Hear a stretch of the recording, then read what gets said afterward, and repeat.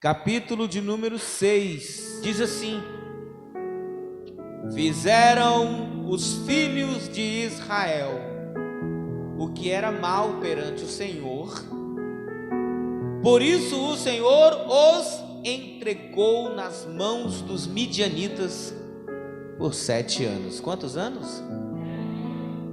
Prevalecendo o domínio dos midianitas sobre Israel. Fizeram estes para si, por causa dos midianitas, as covas que estão nos montes, e as cavernas e as fortificações.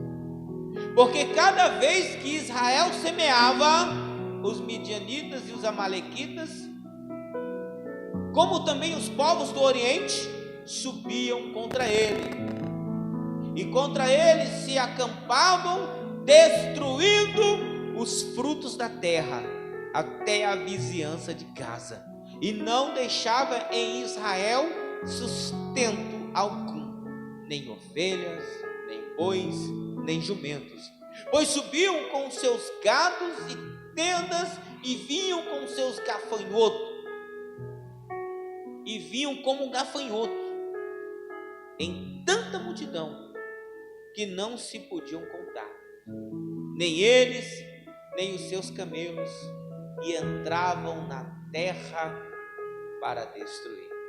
Assim Israel ficou muito debilitado com a presença dos midianitas. Então os filhos de Israel clamaram ao Senhor. Amém? Pode sentar, dando glória a Deus. Amém? Pode sentar. Pré-campanha, irmãos. Não vai ser fácil, porque é briga, é guerra, é peleja. Já disse o filósofo que o difícil não é conquistar, o difícil não é vencer, o difícil é permanecer na posição de um vencedor. Amém, irmão? Quem está entendendo? Fala igual o diácono Rodrigo. Preste atenção aqui em mim. Eu vou ser breve, irmãos. Todas as vezes que alguém vence e a vitória, ele esquece de quem o entregou, essa pessoa volta a ser um fracassado. Essa pessoa volta a ser alguém frágil. Por quê? Porque desde quando nós descemos das águas e nós saímos das águas, o que é ensinado para um cristão é que toda honra e toda glória pertence ao Senhor. Tudo que você venha fazer pertence ao Senhor. O grande problema é que Israel era uma nação vitoriosa. Você imagina um povo que estava cativo, aprisionado no Egito. O povo estava acorrentado. O povo estava algemado no Egito. Aí veio o Senhor, aí eles clamaram. Amém, igreja? No livro de Êxodo, capítulo 3, a escritura diz que Moisés estava no monte, veio fogo em uma sarça, já preguei isso muitas vezes,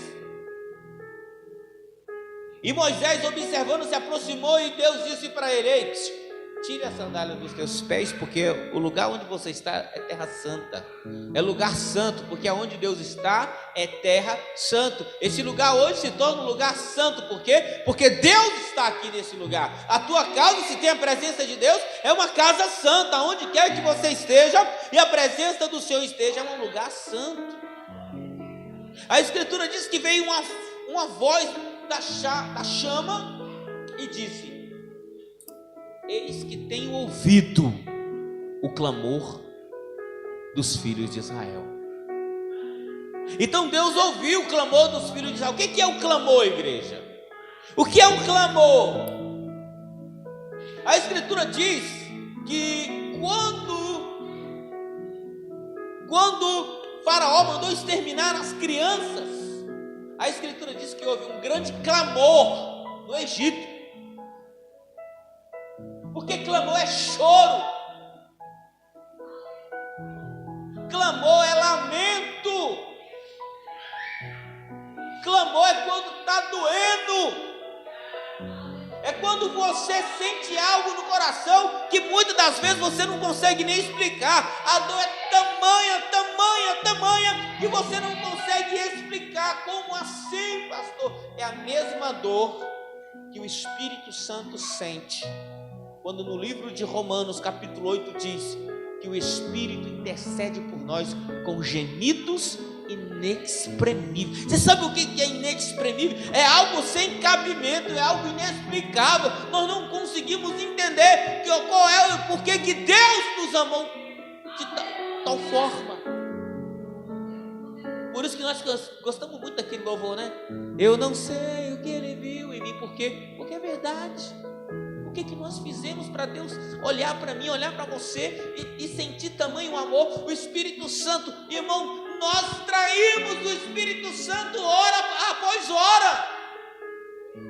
Nós negamos Jesus hora após hora. Nós esquecemos Jesus, o Espírito Santo, de uma forma fácil. Para alguns basta um jogo de futebol, para outros basta uma novela, para outros inventa desculpa. E a Escritura que nós lemos hoje diz: e fizeram os filhos de Israel aquilo que era mal perante o Senhor, por isso o Senhor os entregou nas mãos dos midianitas.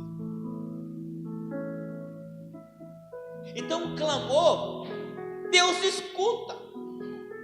A Escritura diz que quando Herodes soube que através dos seus sábios, dos escribas, que iria nascer o Messias em Israel, a Escritura disse que Herodes mandou matar todas as crianças de 0 até 2 anos. E a Escritura diz que houve um clamor em Israel, em Jerusalém, em Belém. Você está entendendo isso, irmão? Um clamor é quando dói. Porque quando você está bem, você adora. Quando você está bem, você tem júbilo em teus lábios. Mas quando você está triste, chorando, você clama.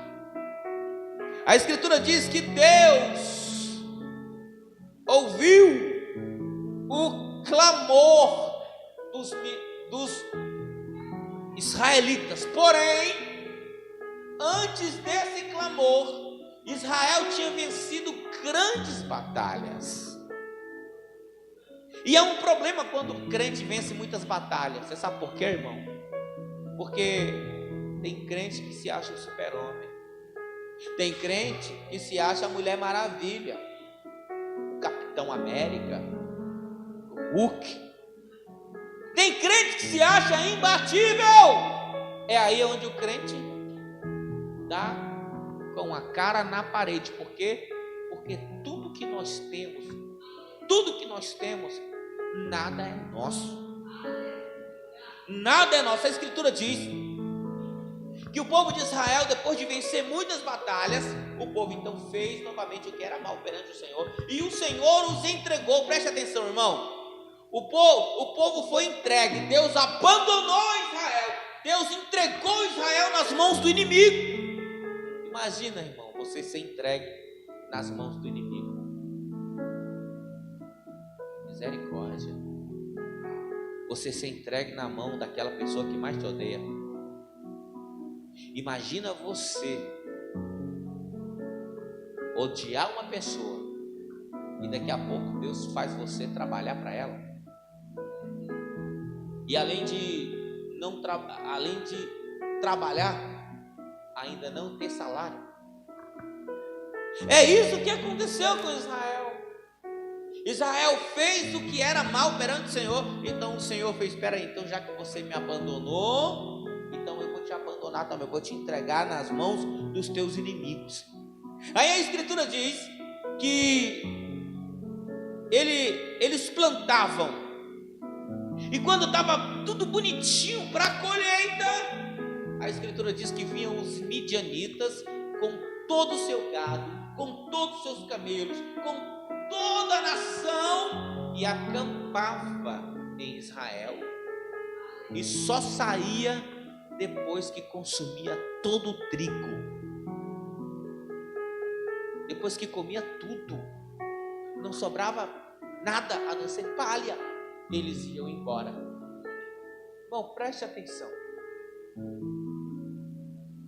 não é o que acontece com muito crente. Os crentes vêm, mas a gente pode olhar aqui, muitos crentes que vêm, Deus abençoa, abençoa, abençoa, aí a pessoa vai e faz o que é errado. Mas não é simplesmente fazer o que é errado, porque, irmão, eu não estou falando de alguém que peca, porque todos nós pecamos. O grande problema é quando a pessoa peca e ela não tem mais o Espírito Santo em sua vida, porque a Escritura diz que é o Espírito Santo que convence o homem do pecado. E quando a pessoa já não tem mais a presença do Espírito Santo para o convencer que ele está errando, que ele está pecando, a Escritura diz que ele passa então ao segundo estágio, que deixa de ser pecador e passa a ser um iníquo. Pastor, o que é o iníquo? A palavra iniquidade, o homem da iniquidade, a palavra iniquidade é aquele que ama pecar, porque todos nós somos pecadores. Mas o que é a iniquidade? É quando você passa a pecar porque você gosta, é quando você passa a falar mal de alguém, chega a salivar, é quando você começa a desejar o mal para alguém, é quando você tem inveja de alguém, é quando você tem ciúme de alguém, é quando você deseja o mal para alguém, é porque o Espírito Santo já não faz mais parte da tua vida. Irmão, é duro isso nessa palavra. Essa palavra é dura. As pessoas vêm até para a igreja,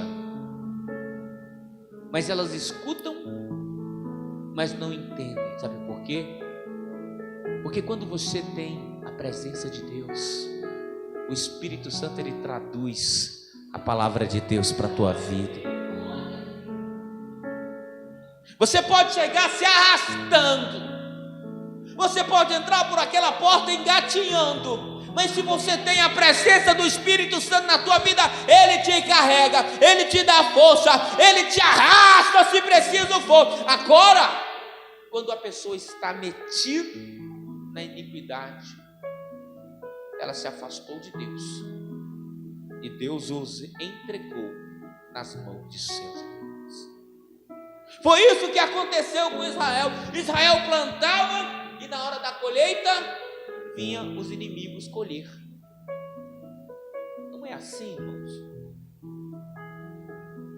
Você se mata lá no teu trabalho muitas das vezes, e às vezes quem não faz nada é quem colhe os louros. Acontece também em meio às famílias. Tem sempre alguém que sempre se doa mais, mas às vezes aquele que menos faz é aquele que é mais ovacionado, aquele que é mais engrandecido, aquele que é mais glorificado. Assim é a palavra de Deus. Israel fazia tudo, mas na hora da colheita, o inimigo é quem desfrutava. Para que essa campanha, pastor? Essa campanha serão 7 quintas-feiras. Cada quinta-feira vai ter um pastor diferente. O tema da campanha: quebrando as algemas. Porque todos nós temos uma algema para ser quebrada. Como assim, pastor? Nós temos dentro da nossa vida, é como se nós fôssemos uma fruta com alguns gomos. Preste atenção. Gomos, né? Você tem a sua vida, mas atrelada à sua vida você tem a sua vida espiritual, você tem a sua vida conjugal, você tem como uma vida paterna, quem é mãe uma vida materna, profissional, e quem não é casado tem uma vida sentimental. E depois de todas essas você ainda tem a vida financeira, que se você está passando problema em uma dessas áreas, você não vai conseguir caminhar. Por quê, irmãos? Você vai ficar manco. Vamos imaginar uma mãe que vem para a igreja. Qual é a vontade dela? De ter o filho do lado. Então, a vida materna dela está sendo atribulada. Por quê? Porque o Espírito Santo chama, clama, luta, mas as trevas começam a puxar o marido, a esposa, o filho, e nós vamos lutar essas 7 semanas para que o Senhor quebre essas algemas da tua vida em nome de Jesus. Pastor, eu vou lutar essas 7 semanas pela minha vida financeira, amém, esse é o propósito. Pastor, eu vou lutar essas 7 semanas pela minha vida espiritual, eu quero ser batizado com o Espírito Santo, oh glória, que o Senhor assim conceda a vitória para a sua vida. Pastor, eu quero colocar no altar a minha família, eu quero lutar pela minha vida familiar, amém, amém, é para isso. Se você sente que você luta, que você planta, mas na hora de colher parece que o inimigo vem e ceifa, essa campanha é para isso. Nós vamos lutar, nós vamos orar, Deus irá fazer o impossível acontecer, porque é para isso que nós estamos aqui. A Escritura diz: é necessário para aqueles que se aproximam de Deus crer que Ele existe. Então nós cremos que Ele existe. Nós vamos ver, igreja, que mesmo o povo tendo pecado, a Escritura diz que um homem, vamos ler? Versículo 11. Versículo 11.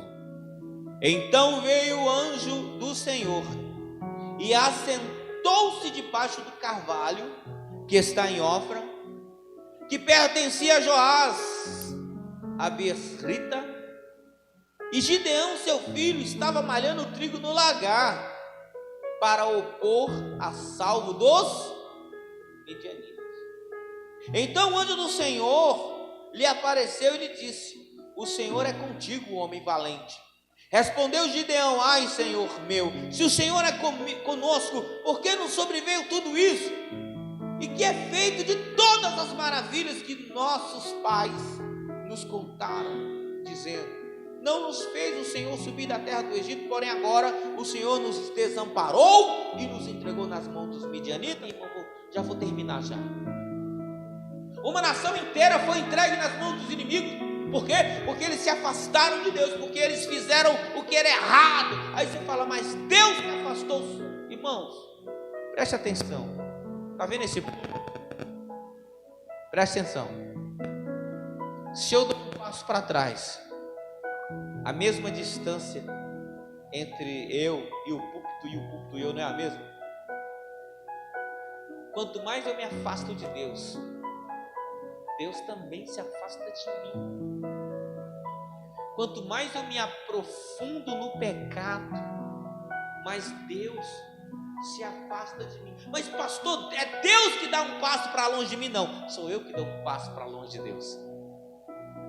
Deus, Ele não vai me abandonar, mas as minhas atitudes sim, porque a Escritura diz que são os nossos pecados que fazem divisão entre Deus e nós. Livro de Isaías. Então nós precisamos entender isso, que mesmo fazendo coisa errada, mesmo me distanciando de Deus, a Escritura diz que Deus, seus olhos estão sobre nós.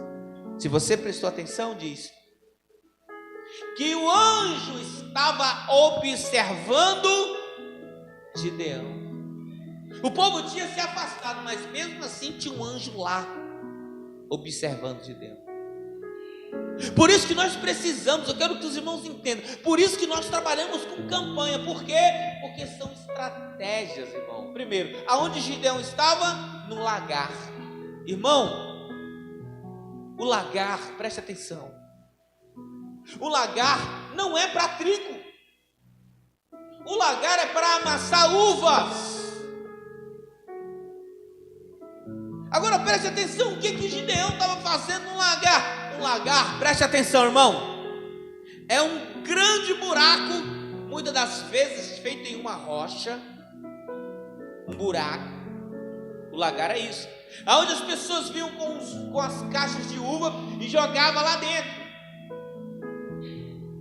e aí eles lavavam os seus pés, e eles ficavam lá dentro do lagar, pisando na uva,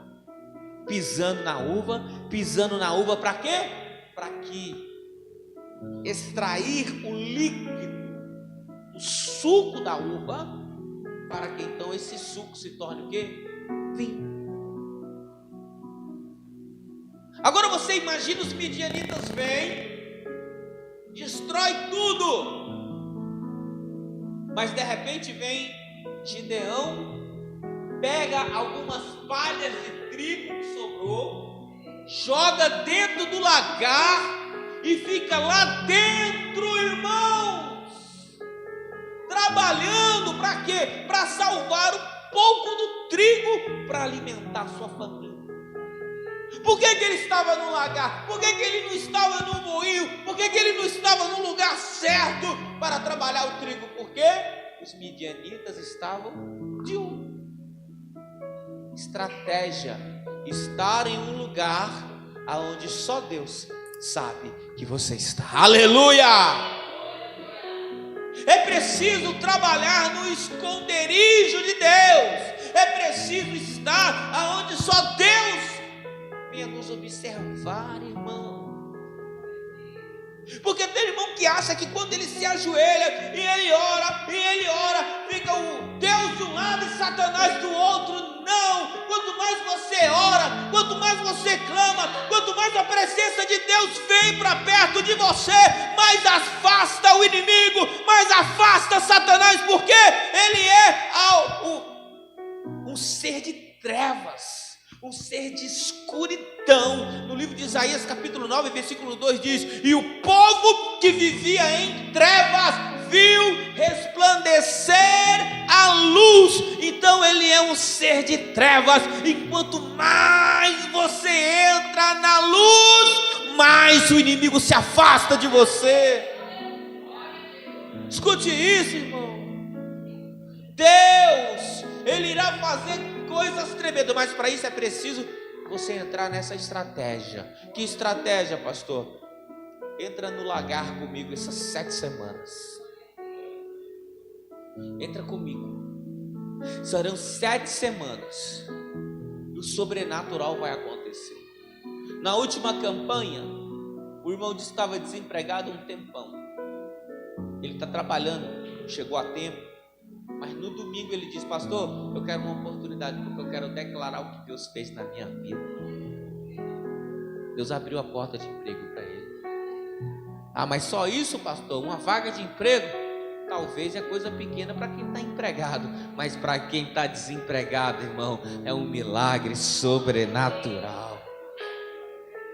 Então ele está lá trabalhando o trigo escondido, e a Escritura diz que tem um anjo. Presta atenção, irmão.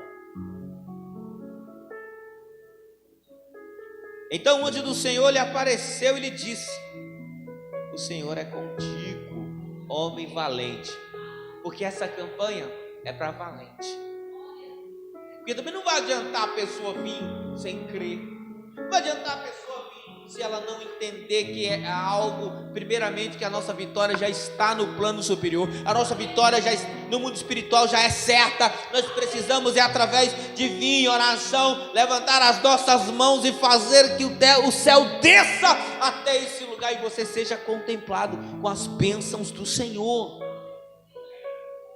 Então nós precisamos entender, nós não vamos colocar Deus na parede, mas nós vamos perguntar: Senhor, Tu é o mesmo Deus do passado, nós queremos as mesmas coisas, Senhor, nós queremos os mesmos milagres, nós queremos que o Senhor trabalhe na nossa vida assim como o Senhor trabalhou na vida de Gideão,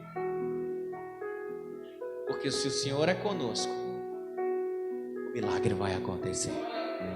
Amém, irmão? Fica de pé você que vai entrar nessa peleja.